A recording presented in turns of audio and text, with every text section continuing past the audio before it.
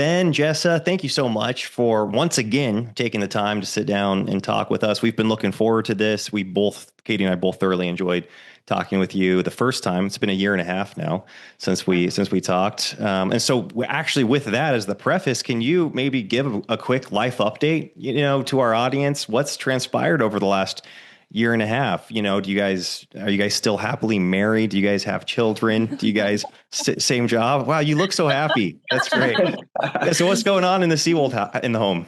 We're Nice. happily married. Nice. Yeah, but our family's gotten larger, so we need to actually update the update picture the in my photo. office. We need to get new family photos. Nice. That's one of the things that happens. You have a large family, and sometimes you're just so busy changing diapers and homeschooling that you forget about, like, oh yeah, we need to get our family photos updated. Yep. We hit about every 2 to 3 kids. We'll be like, okay, we're going to do family photos. And then after that, it's like, a few months later, a positive pregnancy test. And we're like, well, I guess we'll be redoing it at some point. Right. But yes, we added another to our family. Yes. I think last time we talked to y'all, we had probably a 4 or 5 month old baby. That was George, our 5th. And now we've added Edward, our 6th baby, to our family. And he's 3 months old.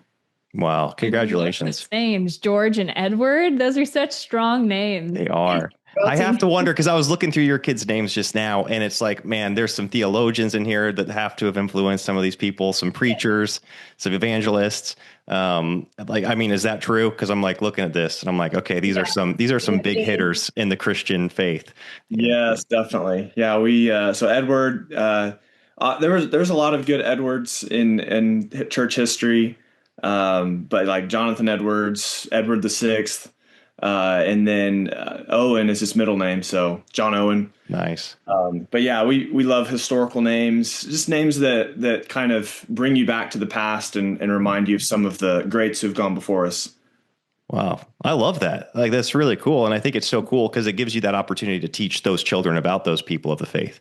Oh, definitely. Teach about the name.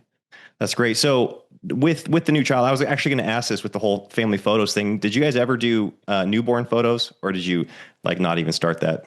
No, we haven't. We didn't never do that one. Yeah, Yeah. a lot of my siblings do that. They have like the professional photographer and gets the really nice family photos, newborn photos, all that. We actually haven't done that. We get photos of our newborn, so we're just doing all that. Yeah, exactly. The photo wall. So we have like on day 1, take a photo, and then we have that on like our baby wall with like their birth weight and fun. all that. So Yeah, and you like within the first, that's what you do. Like you're laying there in the hospital just taking photos of the, because you can't get enough. Getting that Yes. day 1 photo for the photo wall. Yeah, so and you're so pretty professional. So That's way better than we are. I mean, I don't do that. And frankly, like whenever someone does a really nice photo shoot, like as a family, right? Like I don't want a really nice photo shoot like the week after I've had a baby. I'm like, I'll just wait, Yeah. I don't care how nice the photos are. I'm not going to love them.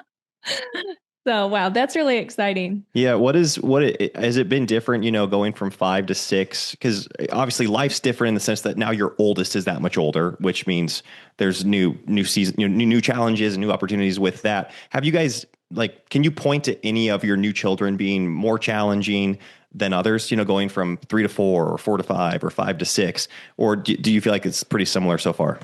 Okay, I think we might have different answers on this. Maybe I'll let you go first. Do you feel like there was a certain number that was like an extra hurdle?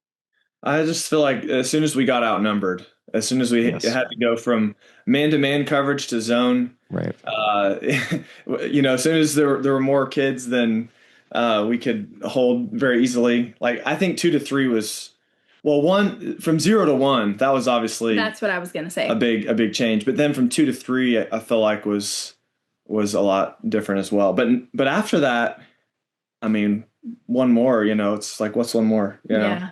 So like 5 to 6 hasn't been all that different, other than our minivan is very crowded now. We're packed. So the kids are all like this. There's a car seat and road trips tend to be, they test their patience. We'll put it that way. Yeah.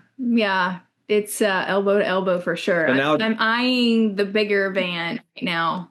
Yeah, she's like, if we just had a 12 passenger van, then we could Empty seat between every kid. It would be a dream. kid. They'd have their elbow room, and I'm just thinking about driving this 12 passenger This van, space shuttle. this big bus around, and anyways. But I'm curious, what is y'all's vehicle setup?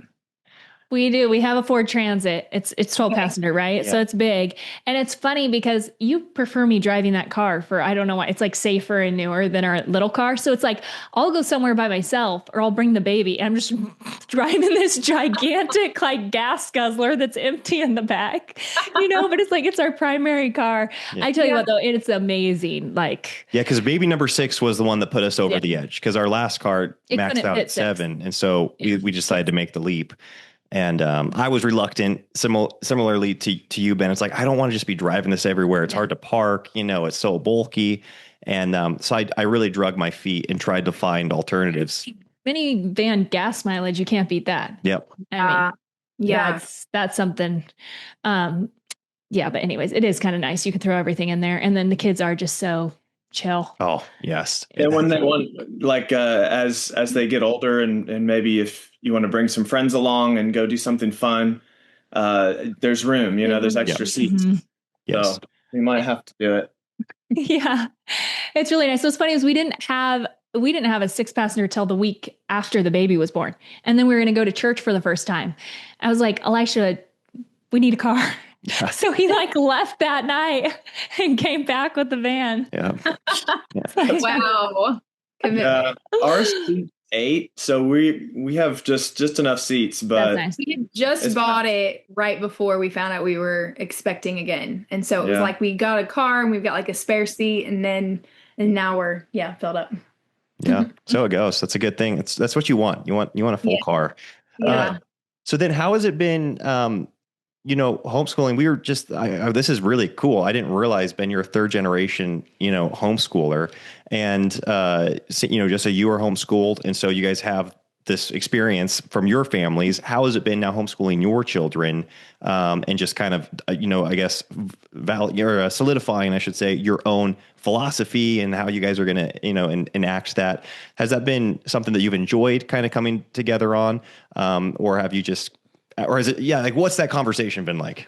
Yeah, we've pretty much from day one, we knew we wanted to homeschool our kids. And Jessa even had a lot of experience with that because she helped, as she's one of the older ones in her family. And she helped her mom with homeschooling some of the younger ones. And so So did you. Well, yeah. Ben actually tutored my younger siblings for a while whenever were dating. He was one of my family's tutors that they hired. No, that was after we got married. Oh yeah, that's right. That was after. That's great. Okay, that's awesome. I was confused about that was like my paid job for about, what was that? A year and a half, 2 years.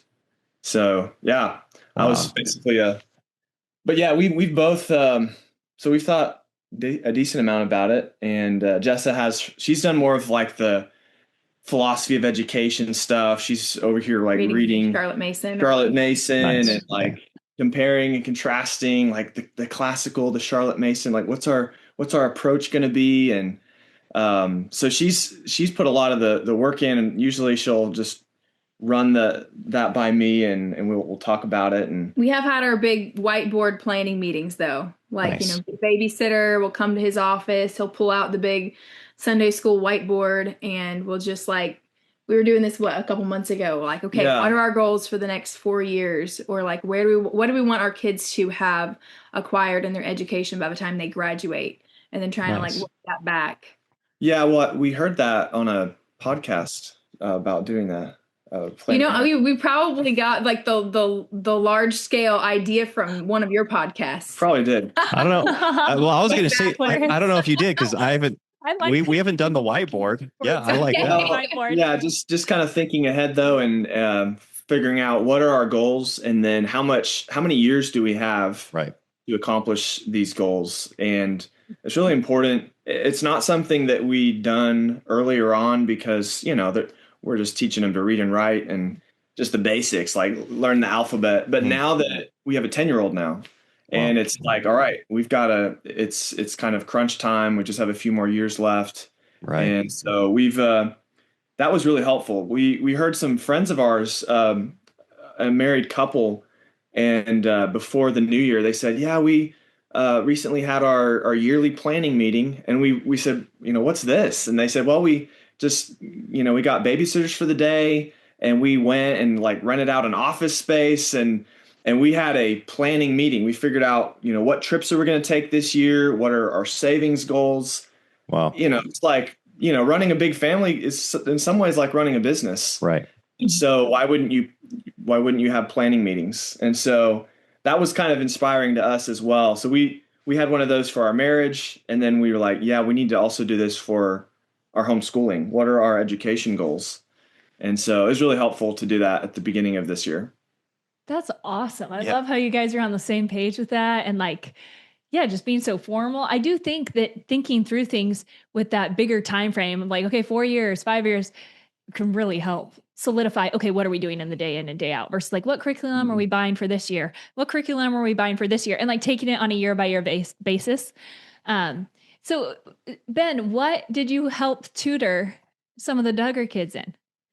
All subjects really. Some of the younger siblings, how many of them were there at the time? Oh, 6 maybe. Yeah. Well, and there's like a cousin, and yeah, anyways, it was a classroom, it was, but yeah, it was, some of them were going into algebra. So I brushed up on my algebra to help them with that. But the curriculums these days are so, teacher friendly, parent friendly, that, I had to brush up a little bit, but I mean, the curriculums are so user friendly now.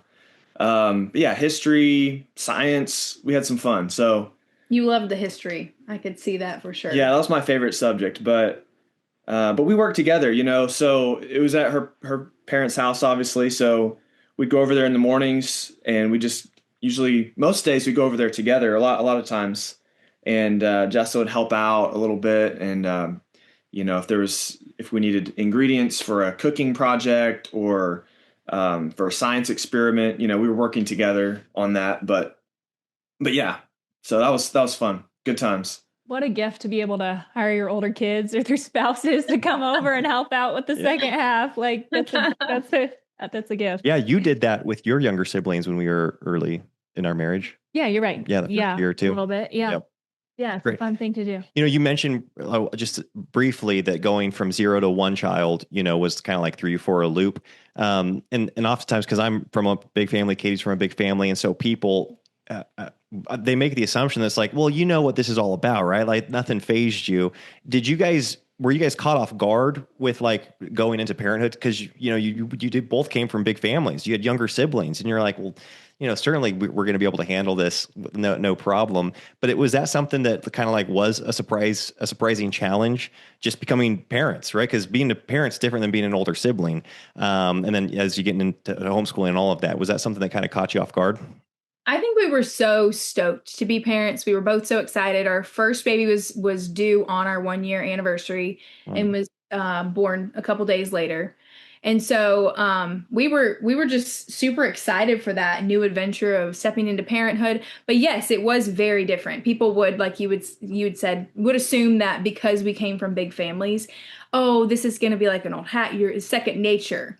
But no, it's like totally different ball game. Yeah. There's so many different levels of that too. I think like one of the first things that comes to mind is just like the care that a newborn requires, like the constant 24/7. It's all like it's you, and like I remember sitting there with our first baby, and my mom had come and stayed with me for about a week and helped with like just adjusting to that. And then she went home, and I was like, how are they leaving me here with this baby alone? I don't know what I'm doing. You're trying to figure out like nursing and all the things. And there were also some really funny moments where it was just like, I think my babies are all born very big, they're like 9-10 pound babies. And I was telling a friend who had maybe 5 kids at the time, like, I don't know what's wrong. My baby is having these constant blowouts. And she's like, well, maybe you need to up his diaper size. she's like, what size diaper is he wearing? And I was like, well, I was trying to use up all the newborn diapers because we had a whole box of those. She's like, girl, he should be in size 2s right now. Like he was Nice. already like 12 pounds or something. And I was like, really? I'm like, that's a simple fix. I just felt like that should be a no-brainer. Like why? So he literally skipped the 1s and went straight to the 2s. But yeah, there were definitely moments like that where I was thinking, this is totally different, or like, when they're sick and they're up in the night and, it's not like, oh, mom and dad have got that. Like it's a stomach bug. It's like all hands on deck. You're up night bathing and changing sheets and all the things. And then just, parenting things like as they get older and you can't just be like, oh, you're having an attitude, like go talk to mom. It's like, the buck stops here. So I think for sure in so many ways it was a huge learning curve, totally different than being a sibling. As far as responsibility goes, but also the joys and the love and the appreciation that you have for that. It is not the same as a sibling. Like I love my siblings so much, but the love that you have for your own child, it's just indescribable. And so, yeah, even though we both came from large families, I feel like parenting has been the next level of like joy and just so much fun. And yeah, wouldn't trade it for anything. This Black Friday, we get to offer you the biggest and best discount we have ever offered for VoetbergMusicAcademy.com. You get 50% off your first month to be able to try out Voetberg Music Academy for about $15 for whatever instrument you would like for your whole family. So if you all want to learn piano, or you all want to learn violin, or you all want to learn mandolin, ukulele, guitar, then you can log in right now. This code is only active for a few days. Use the code YouTube50 for 50% off your first month on whatever instrument you choose to enroll as a family. You guys can join our Jingle Jam Challenge, which is happening this next month in the community. And I think you guys are going to have so much fun. If you feel like this isn't for you this year, but you can think of someone that you know that is wanting to try music lessons or wants to learn music in a communal, fun way, then go ahead and shoot this over to them and let them use this code, because this will be the only time that we are offering a discount this high to try out Voetberg Music Academy. YouTube 50. Wow. Yeah, I couldn't agree more. And that's, so well put. And it's also really cool that you guys both came from large families and were just stoked out of your brain to, have kids. It's something that we really aspire to with our children. It's like, yeah, we love children. We want them to want children as well. Like that we're thinking that way with our parenting, and the home culture that we're creating. We don't want this just to be a win for us and be like, hey, we love kids, and then they don't want to have anything to do with it when they get older. So it's really cool that you guys, came from big families, and then we're excited to have your own children. I think it's a powerful testimony. What were you going to say? No, I was just saying that's just such a great story with the diapers. I can so relate to thinking like just motherhood was going to be so like plug and play, like, what to do with the things. Mm-hmm. And then all of a sudden, you mentioned nursing or all these things. You're just like, how's this supposed to work? And there's just so many things that you take for granted because your mom's done them so many times. Oh, and you're just like, oh yeah, this is just, it's natural. Right. And yeah, there's all kinds of things that take you off guard. Yeah. Yes. As a mom. Yeah. So then how has it been too, with Ben, you being a pastor now, Jessa, that going, because you were not a pastor or in organized ministry when you got married, right? Isn't that right? That came later. What was that like? Did that feel like a shift in your life, like a dramatic shift? And how was that in your marriage? And then how has that been, like in growing as you're in your local church and, in that role? And then what's your marriage dynamic been throughout that process as well? Yeah. So I think it was something that was on our horizon from the time we got married. We'd talked about plans for potentially being in ministry in this capacity. And yeah, it was something that we always kind of looked at as it's out there, maybe down the road, maybe 10 years from now. And but 5 years ago, this opportunity with this church came up, and the church we were at the time, our pastor came to us and he wanted us to pray about coming over here and joining this church, and me coming on as the lead pastor. So yeah, it was one of those moments where we really had to stop and pray and it was a big decision. Definitely got lots of counsel, but it meant a lot that our elders and the people that we were trusting to kind of oversee our own spirituality gave us that vote of confidence. And so that was tremendous. That was really encouraging. And but yeah, it was definitely a big shift because, going from, just stepping into this new role where you have such a weight of responsibility of all these souls. Mm-hmm. And things I still feel like I'm learning on the job sometimes. But like one of the things that I've wrestled with, and I don't know that I haven't figured out, is like, how much do I share with her of like what's going on with like the church and like, oh, I've got this counseling situation coming up, or this person is dealing with this, or this person said this, like how do you kind of walk that line? And I don't know that there's just one right way necessarily. I think each husband, each pastor needs to know his wife and what she can handle. And but one thing I've learned is I don't tell her how far along I am in my sermon prep because she starts kind of stressing out a little bit if I say like, yeah, I've got, it's the week is half over and I still have like 80% of my prep. She's like, oh no. We need to cancel everything on the schedule. No, yeah. And I'm bad because I ask about it. I'm like, how's your sermon coming along? Yeah. And I just say, it's going good. Nice. It's going good. It will be ready by Saturday night. It's always ready by Saturday night. Yes. Or sometimes early Sunday morning. But it's always ready, So, but yeah, and then for you stepping into like being a pastor's wife though, I was very hesitant. I will say from early on, even I think before we were married, he said I could see myself serving in some type of pastoral ministry in the future. And I was like, well, I wouldn't make a good pastor's wife, so I don't think that's a good idea. But there's lots of other things you could do. You could be like a youth pastor, or you could maybe, serve, like go work at a Christian school, or like, we had all these other ideas. I was like, that would be much better, because I would look at my siblings and I would think, I have several sisters who I could look at and tell you they would make an excellent pastor's wife. They could lead the Bible studies. They're super good relationally. They play the piano, all these things that I had built up in my mind of like, this is the role of a pastor's wife in a small church. Like, obviously, if you were in a bigger church, you probably have lots more people to do lots more things. But in my mind, I thought if you're in a small church, the expectations are just going to be, you have to do all the things. And so I was very hesitant. And as we even discussed this when our pastor came to us and was speaking to Ben about this opportunity to come to Emmanuel, my hesitations, I felt like were, I just don't know if we can do this. Like, I don't know if I can do this. Like, that just seems like a lot of pressure.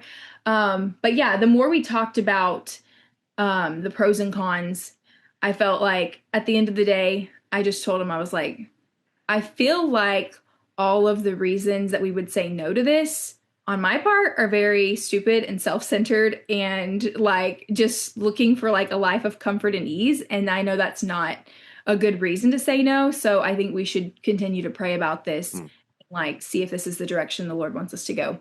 And so, well, and when you say that, it's you not to downplay the fears, but I guess one of the big things in our minds was just the fear of the unknown of like, what kind of unforeseen challenges might lay ahead of us? What kind of difficult situations might we have to face in this church?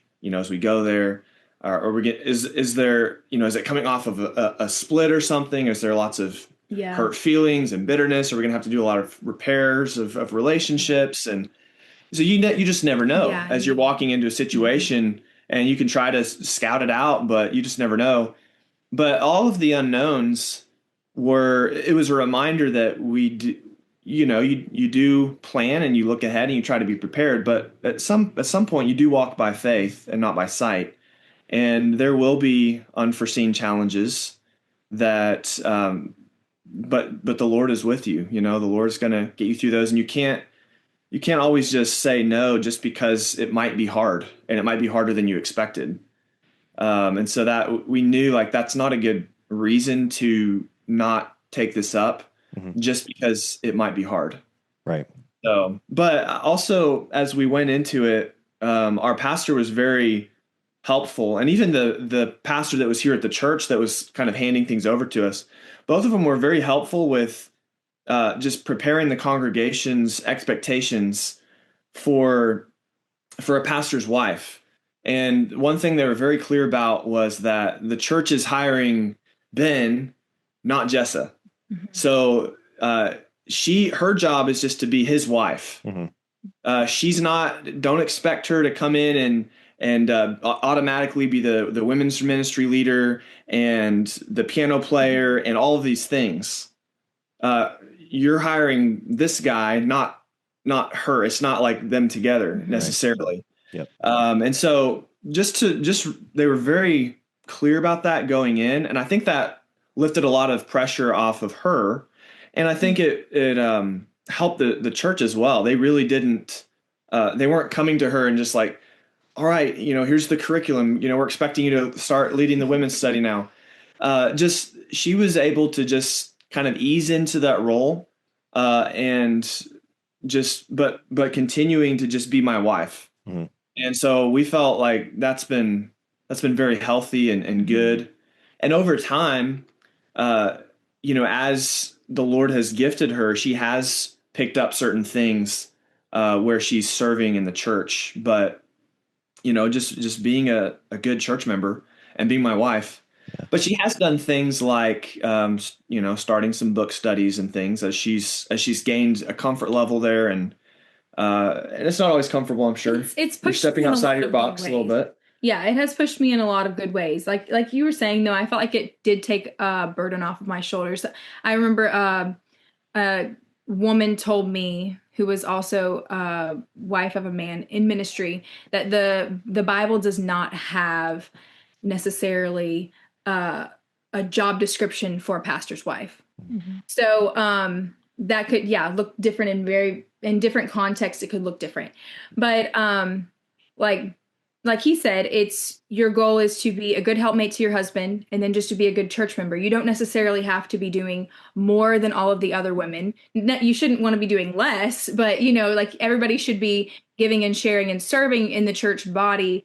And that could look different in different seasons too. Like obviously I'm in a season right now where I have a lot of little ones. And so that is a very busy season. I'm assuming that probably when my kids are older, that the way that I can give and serve in the church will look different. I might have more opportunities to be doing more things there. But yeah, I've done like short bursts of like book studies here and there where it's like, okay, 5-week study. And that seems easier even for a lot of other young moms who are in a similar season of life to commit for 5 or 6 weeks rather than like, okay, for the entire school year, we're meeting 35 times and here's all the chapter, or here's the 3 books. It's just bite size and short, sweet, and to the point.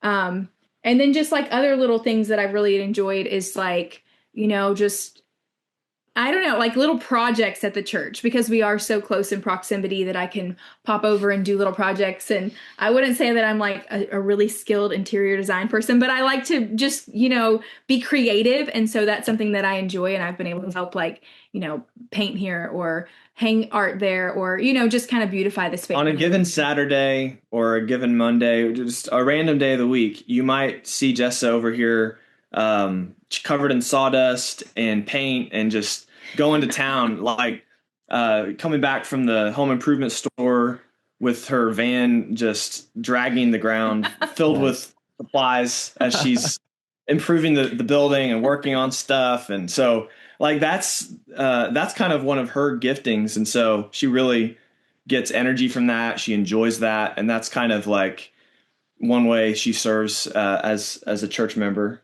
But that's awesome, but yeah, Jessa.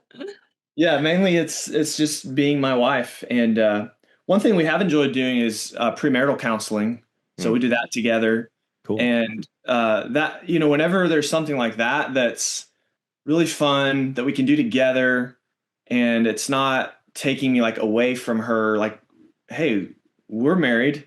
Maybe it's helpful if we both kind of walk with this couple that are walking towards marriage. Yeah. And we've had a lot of fun doing that. And it's always good for our marriage too, because we're reading the premarital counseling book and we're like, oh yeah, that's a great reminder, So yeah, things like that we're able to serve together it's been really fun. Oh, that's awesome. Yeah, that's great. I'm curious, you said there been something that I've thought a lot about, and that is, what do we, when we encounter something in life that maybe is troubling, heavy as the head of our homes, like how much do we open up to our wives? Because it's like, well, obviously we want a transparent. Right. I think every marriage, that's a healthy marriage, right? A healthy marriage is transparent. And yet at the same time, I feel compelled to if there's a heavy burden to bear, I want to bear it. If it's a mental burden or if it's with that, like, would you feel like maybe an antidote to that is having somebody, not instead of your wife, but because I don't think I've found a good solution. I think that I'll think to myself, I don't want to burden Katie with this. She's homeschooling, managing the house. And then I just stew on it. And she's like, why have you been depressed for the last 4 days? And then I finally the burden, but I'm yeah, you. yeah, exactly. My good intentions end up just me being the burden. Yeah. And so do you feel like maybe having, is it another elder or in your situation, or just, for men, I guess, if there is any kind of like insight that you have into that, what would you say? I have some bittersweet news to share with you guys today, and that is the Get It All Done Club is still open for enrollment, but we are closing down after years of being open by the end of this year. So that doesn't mean that I won't be still in the community doing lives. There are thousands of women that have gone through and that are a part of the Get It All Done Club that I'm going to continue to serve, but we are closing down enrollment at the end of 2025, and I don't know if or when we are going to open it back up again. So that said, this is kind of your chance. If you have had this on your wish list for a while, I know it is a huge purchase. It is a lifetime purchase. So it's one time. You have access to the content forever. You have access to lives that I do in the Get It All Done Club. So if you would like to get in on those for January, February, March, this December will be your last opportunity to join the club before it's closed down for a long time. And again, I don't know if we will reopen the doors or not. So that said, I hope you guys join us in the Get It All Done Club. See if it's for you.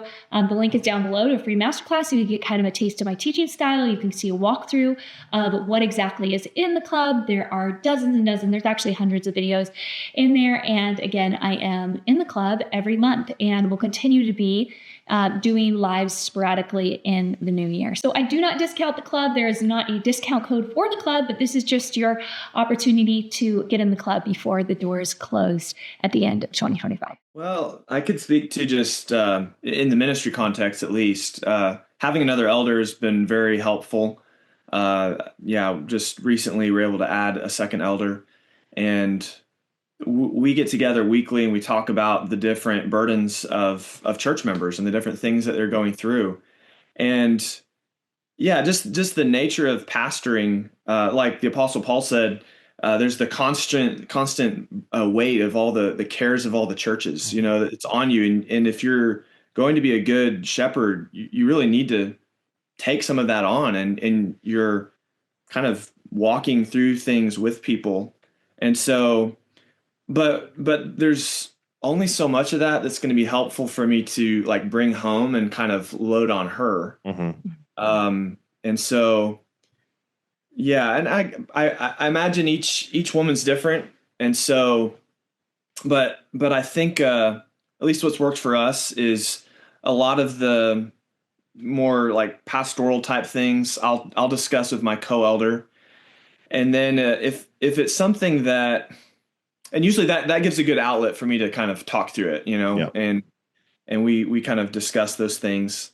And then usually the burdens that are more common to both of us are the things that our kids are going through. So we're both responsible for our children, mm-hmm. In a way that she's not really responsible for, church member X over here. Right. And so we're both responsible for our children. And so she'll, if a certain one is going through something, she'll tell me that at the end of the day.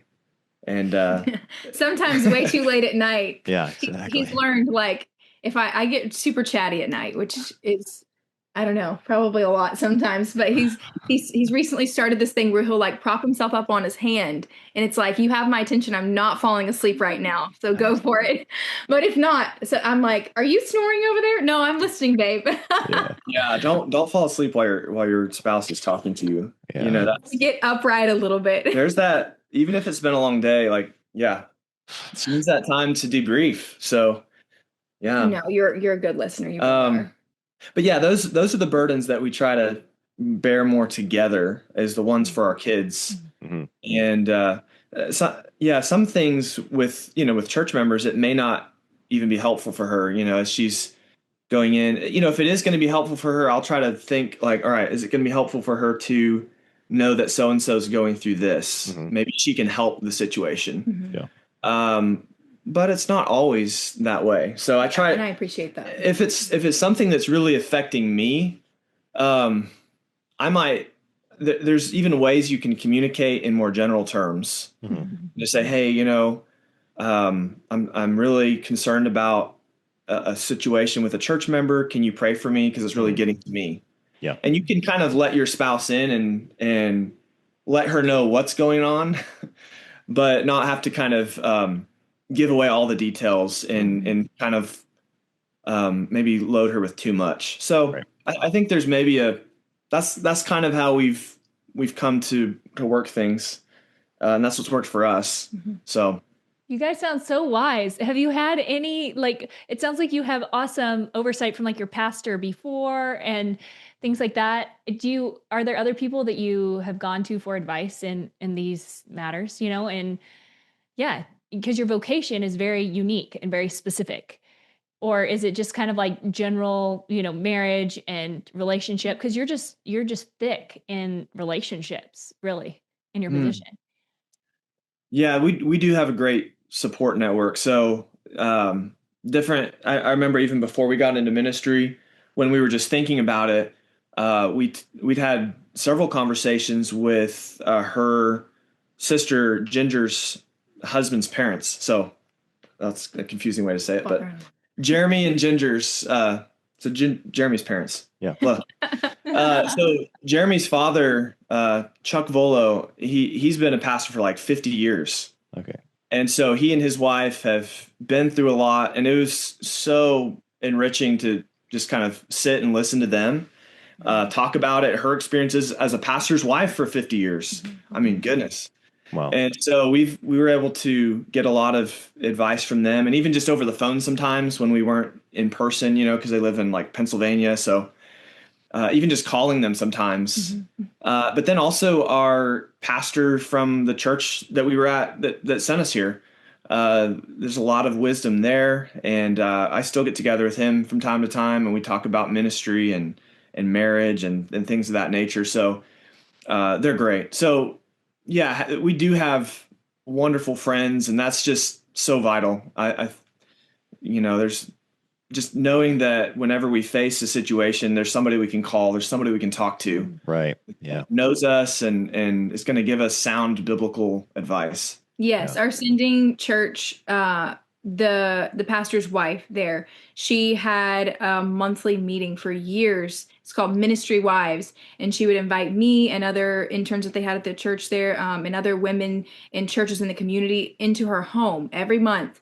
And they would have some type of a study. Sometimes it was topical. Sometimes it was just, she would be doing a Zoom call with a lady from another state, a pastor's wife that she respected. And just, we got opportunities to sit there and just learn and ask questions and grow. And that was super beneficial to me as we were stepping in to this ministry role. Wow. That is so cool. Yeah, that is really cool. What a blessing. What a blessing. Because I again, I've never been in, in that position. But for whatever reason, when I imagine it being very lonely. Like that's always the word that comes to my mind, where it's like, man, you have to carry so much like on your own. You can't just offload to everybody, tell you what you're going through. Yeah. Yeah. So it's cool that you guys feel like you have, friends and a support system in that context. So we're coming up here to Thanksgiving, and, Katie and I, we're each year trying to solidify like, okay, what are our family, like Elisha and Katie's family, what are going to be our holiday traditions, as they're morphing. And so what's that been like for you guys, coming from big families where, you're thinking, man, do we go there for Thanksgiving, there for Christmas? Do we do stuff with just our family? What's that looking like these days?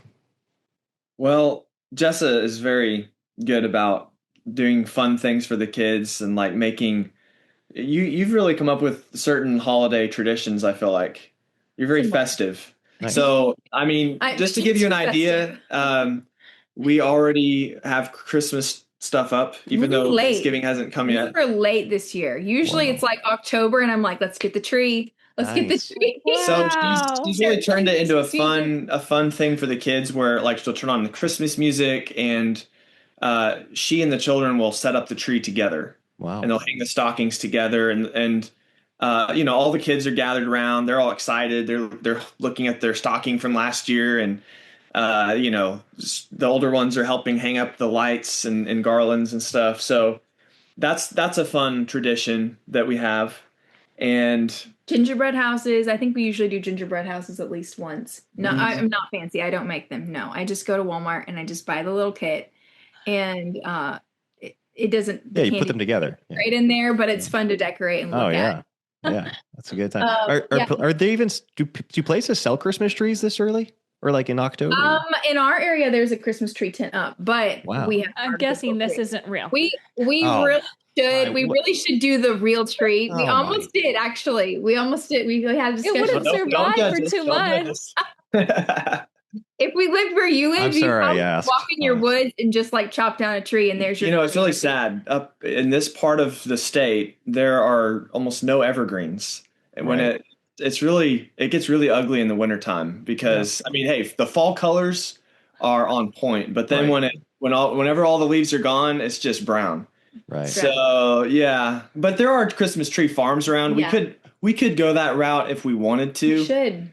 But people say be careful what you commit to because your kids will be all in. And what, like, if you set the expectation for a genuine Christmas tree, you know, go chop it down yourself, that your kids will never let that tradition go. Wow. So we haven't dipped our toe in that water, but I could see it happening. Our kids were having discussions. Spurgeon was actually telling me yesterday, he said, I think next year we need to do a real tree. Nice. Oldest child, you know, 10 years old. He's making the plans. He's got kind of entered the parental council. He the parental council and shares his little 2 cents. So yeah, he's got his input. That's a great insight though, as being like hesitant to commit to things. I think that's good. Not just for the holidays, but I think tradition, because I've fallen short in many ways of telling my kids we're going to do something, and I'm fine bailing on it. But it's like, oh, like they have this expectation now. Like they'll really hold you to like, hey, you said we're going to start doing this every Monday, and you know where were you? You know, and so that's a really good thing to consider. Yeah. Anyways, so yeah, with the holidays, do you guys host ever? Do you guys go to families' houses? What does that look like? Yeah, so we have, like I said, we got some of our own traditions, but we've kind of continued a lot of the traditions that we grew up with as well. And so the way we do it for the holidays is we'll tend to like split time between families. Usually what that's looked like is we'll do Thanksgiving with my side of the family. And one of our traditions there is to gather in the hometown where my mom's side of the family is, and my grandma and a lot of the cousins will come. It's sort of like a big family reunion. It's a weekend ordeal. It's a big deal. Yeah, and so that's one like kind of family tradition that is more from my family that we've all kind of continued in, and then. But yeah, usually we're going somewhere else for the holidays. We haven't really tried hosting yet.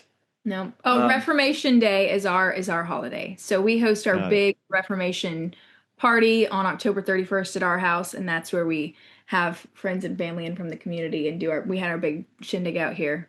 Yeah, you had bounce houses for the kids, bonfires. It was so much fun. Over 150 people, I think. It was great. A big crowd. We sang hymns and it was a blast. That's kind of the big like hosting thing that we do for holidays. But Christmas and Thanksgiving is either usually at my parents' house or at her parents' house for Christmas. So it's kind of nice when you just know like what your holiday is and what like where you're going for someone else's, because I feel like we're just kind of in that season right now. What did we host this year? We just did, it was Memorial Day, right? Oh, well, Uh, not our family. No, but Your family was here for Easter. I'm not saying family, but I'm saying we hosted like a party Oh, right. at our house. Yes. You know what I mean? And we haven't ever done that before. Got is what it. I'm Yes. saying. It's like, and That's so awesome. it's not like that's going to be the thing next year, but sometimes it's kind of nice to know, like, okay, where do we fit in? Like, where are we hosting our shindig? Yeah. And then when are we going to other people's? Yes. And I don't know, because it's fun to do both. It really is. Yes. Your Reformation Day sounds incredibly cool, Yeah, though. it does. You guys should come down sometime. Yeah, it sounds like it'd be quite the event to show up for. Yeah. You and me, Elisha, on the bounce house, we'll do like a race, you know? It'd be great. Yes. That sounds awesome. Dad bounce house races. Yeah, It's like an obstacle course and there's 2 lanes. So you like run it and it's yeah, like this is no time. like normal bounce house. This is like a bounce house obstacle course. Yeah. Wow. It's the real deal. Man, I don't think I can't even picture that. So You have Spurgeon and Edward and all these guys doing the bounce It has house. giant slides on one side. It has like these obstacles you have to go through and climb over and through. it's like American Ninja Warrior kind of stuff. There you go. Something Yeah. like that. Yeah. Yes. Nice. That sounds awesome. Wow, good for you guys. Okay, so I'm That's awesome. curious, just looking ahead to your life. You guys talk about planning the year. Do you guys like vision casting when it comes to like, when your children are older, you're thinking, man, do we want them to live close by? Do we want them to go off and, do you expect them to meet their spouse close by? Or, with all that stuff, is that the type of thing that you guys are thinking about for your future? Because like you said, I mean, only the Lord knows, but here we are, man plans his ways still nonetheless, So what are those conversations like? We've kind of just planned in the planning we've done till to about 18, I think is kind of where it's like, what do we want them to know and what tools we want to give them while they're under our roof. Right. And then from there, obviously they're going to have to chart their own course in some sense. But what are we going to give them? Mm-hmm. So, like, what are we going to give our girls? What do we want them to know? What about our sons? So a big conversation we were having this past planning meeting is whenever our kids become teenagers, what kind of apprenticeship opportunities might we want to give them? Mm-hmm. Because I learned a trade from my father growing up. He did auto glass. And so whether I liked it or not, I was there throughout my teen years learning the trade, Wow. In the summertime, sometimes it'd be 4 or 5 days a week. Yep. And that was my summer, So, but what about our kids? I can sort of remember how to do auto glass, but yeah.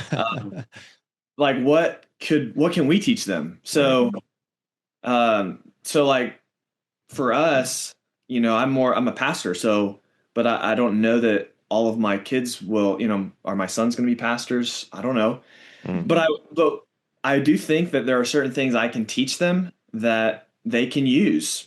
And so we were having a conversation is I think it would be great if all Christians knew the biblical languages, Greek and Hebrew. Mm-hmm. Yeah. And I just recently, I've been learning Greek. And one of the things that they tell you is that one of the best ways to really solidify this and continue it is teach it to someone else. Sure.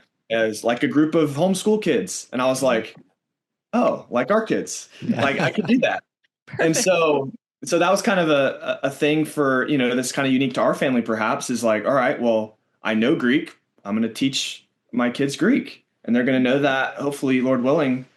But as far as other trades and skills, we want them, some of that we might have to outsource a little bit. Are there people in our church, right? If we have a boy who's really blue collar, that he can go and work with and learn something so that by the time he turns 18, he's kind of ready to go. He's not oh my goodness, I need to figure out something to do with my life, but he has something to fall back on. So if he meets a girl, hey, he's already making money. He's already got some in the bank. He's already got a steady job. Because you were pretty young, weren't you, Ben, when you guys met? We were babies. How old are you guys? 19 and 21 when we got married, but he was 19. I was 20. Yeah. Yeah. So firsthand. It's nice to have something to provide. Yes. Yeah, but that's kind of the extent of our planning so far is just what do we want them to know by the time they graduate? And what can we give them by the time they graduate? And then from there, I don't know, we might have to have more planning meetings, but that's kind of as far as we've gone so far. It's kind of hard to plan past there. You have your ideals, but they're going to have a lot of say in it at that point, Right. What about like with boys and girls? Do you feel like your track looks pretty similar up through, through those high school years? Or do you feel like, oh no, we have, pretty substantially different track? I think as far as education goes, very, very similar. We want both our sons and daughters to receive a very good, well-rounded education. I feel like I have kind of these lofty goals. I have friends or relatives who have been like, oh yes, we pressed hard and our kids were in college at 15 or 16 and they graduate with their associates at 17 or 18. I'm like, we're doing that for all of our kids. Now, obviously, I don't know that all of our kids have that desire, but I think like we have these goals of like, we could do that. We could be there. But then I'm like, okay, our oldest is 10. So like realistically, in order to get there, like where are we and how do we get there? Because that's like 5-6 years from now. So I feel like we have to kind of take some leaps in some things. I mean, I think we press hard on certain subjects and our kids have been able to work ahead in certain subjects. And so that's beneficial. But I really don't know if they're going to be ready to start college at, 14. Well, and the great thing about homeschooling is that you do have flexibility. And so you can sort of tailor things to the child to some extent. Now, there are certain things that they're just going to have to learn just because they're being raised in our house. Right. Whether they like it or not, you're going to have to learn certain basic things. But then there are other things that you can watch your kids and, oh, well, this child has a great interest in science. So how can we give him the opportunities to maybe apprentice with people who are in that field? Like I'm not really a scientist. You're not, but do we know any scientists that he could kind of work with? Yeah. And so like, I think it is going to be different for each child and also different for, we're raising our sons to be godly men and we're raising our daughters to be godly women. So like the teaching them Greek thing, I think that, all of the kids will learn that. Hopefully that's my goal to teach them all that. Cause that's just a great thing to know as a Christian, whether you're a man or a woman. Yeah. But there will be certain things as our daughters get older that will be more conducive to being a wife and mother. So that might look like, helping with younger siblings. You're getting that kind of mothering experience. It might look like, if there's a woman in the church who's doing some bread making, maybe going to learn some of those skills of like how to make the bread. Well, of course, you know how to do the sourdough bread. So you can just teach them that. But, I'm just saying if there's anything that we want them to learn that, maybe we don't know yet, how can we use the broader like church community as a resource there? Yeah. And like, hey, go spend the afternoon with this mom and learn some things from her, from, these older, wiser, godly women. And for our sons, though, there's going to be more of a focus as they get into their teen years of like, you need to learn a trade that you can make money with as in the world. So what kind of money making trade can you get so you can be a provider? Yeah. So there's going to be a slight difference there, with some of the things that we're going to kind of push them towards. But also a lot of it depends on the child and the individual interests of that child. So. Yeah, that's great. I mean, that's awesome insight, I think. Yeah, really good perspective. That perspective of utilizing the body of Christ too, to give just different experiences. And that's an incredible network. And I don't think one that we utilize enough of as Christians to just be in other Christians' homes, learning from them. I really want to, that like has my wheels turning. Yeah. And I like the mindset too of, giving our sons that perspective of like, first off, marriage is a great thing. And there's a very practical way that you can be more ready, than not, and being able to provide. And I want my boys to have that mindset as well. And so, whether or not you're, the Lord blesses you with marriage at a young age or not, it's good to, I think, you don't want that to be the reason. Yeah, exactly. Don't feel like they could get married. Yeah, exactly. Yeah. Awesome. Well, Ben, Jessa, thank you so much for all this time you've given us and our audience. It's such a gift to hear from both of you. You guys are an inspiration. I tell you what, it's just so fun to hear what you're learning. Well, definitely that for me. Oh, wow. Thanks for saying that. Yeah. The Lord's gracious. So Cool. Well, blessings to you. And yeah, anything do you guys have anything that, anything, you guys have a book coming out? What's going on? Anything that we can let our audience know about? Or, We're not writing. Well, you might be writing a book. good. Yeah, I've had It's a few in book Greek. That's ideas. the problem. Yeah. Yeah, maybe one of these days. We'll see. Down the road. We'll see. Keep Good. it, I don't know, like big things. Do we have any big things going on? I don't really think so. Just Okay. living life, homeschooling, raising kiddos, building relationships in our church community, and it's a full life. That's great. We're going to a conference this May, Yes, the we Church are. and Family Life Conference. It's in North Carolina. Yes. You guys, Are you speaking? yes. And it's speaking there. Yes. Awesome. Oh, cool. So who puts this on? Yeah. So Scott Brown, he's Yes. you may know the name. He's kind of been a big name in like family integrated church circles for a long time. Definitely like big advocate of like homeschooling and all of the things, but just a great brother in Christ. A lot of wisdom. He's been around for a while, Nice. so he's kind of like a grandfather in the faith in that sense. And but his Church and Family Life is the organization. They're putting on this conference in May in Ridgecrest, North Carolina. Cool. And earlier this afternoon, I was thinking, man, I bet Elisha and Katie would really enjoy that. We went last year, and we didn't bring the kids, and then we were like, we need to bring the kids to this because it's on this great it's like this retreat, this mountain retreat in the Smoky Mountains. Wow. And there's like tennis courts and volleyball and all kinds of activities for kids to kind of hang out and socialize and meet future spouses. Especially Yeah, exactly. It's a good place to go. Yes, Yeah. that's right. Yeah, but then there's also great preaching and fellowship and singing and stuff. It was a really great time. So Awesome. So do most people bring their families? I guess is that it's Oh yeah, We were the we were anomaly. the odd ones out because they're like, where's your kids? Yeah. Okay. Yeah. So far, we have not done a conference with our kids. We have done different conferences like over the years. I would say probably every year or two we'll go to a conference. But we've kind of used it up to this point as like a strengthening our marriage thing. So it's like our getaway. So like grandparents will have the kids and we'll just go, the two of us, for like 2 or 3 days. But this one was very family friendly. Like they had good breaks and it was timed well where it wasn't sitting all day. They have bounce houses for the kids and lots of fun activities, a children's choir and there's just fun.